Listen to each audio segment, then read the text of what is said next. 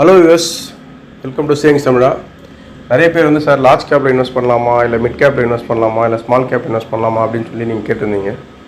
So இதை first இந்த மூணுமே வந்து நீங்கள் எதுலலாம் இன்வெஸ்ட் பண்ணலாம், அதுக்கு முன்னாடி உங்களோட ஏஜ் என்ன, ரிஸ்க் எடுக்கிற கெப்பாசிட்டி என்ன, எவ்வளோ டென்யூர் நீங்கள் வந்து இன்வெஸ்ட் பண்ண போகிறீன்றதை ஃபஸ்ட் நீங்கள் தெரிஞ்சுக்கணும்.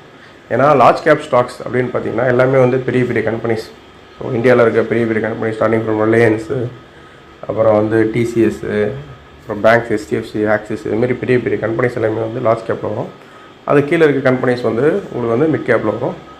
அது கீழே இருக்க கம்பெனிஸ் வந்து ஸ்மால் கேப்பில் வரும். ஸோ லார்ஜ் அப்படின்னும் போது உங்களுக்கு தெரிஞ்சிருக்கும். ஸோ மார்க்கெட் கேபிடலைசேஷன் படி எதெல்லாம் டாப் கம்பெனிஸோ அவங்க எல்லாமே லார்ஜ் கேப்பில் வருவாங்க. அதுக்கு கீழே இருக்க கம்பெனிஸ் வந்து மிட் கேப்பில் வருவாங்க. ஸோ அது கீழே இருக்க கம்பெனிஸ் வந்து ஸ்மால் கேப்பில் வருவாங்க. ஸோ மேஜராக வந்து நீங்கள் ஒரு பிகினர் அப்படின்னா நீங்கள் வந்து லார்ஜ் கேப்பில் இன்வெஸ்ட் பண்ணுங்கள். ஏன்னா உங்களுக்கு வந்து ரிஸ்க்கு வந்து கம்மியாக இருக்கும். ஸோ மார்க்கெட்டோட வாலட்டிலிட்டி பார்த்தீங்கன்னா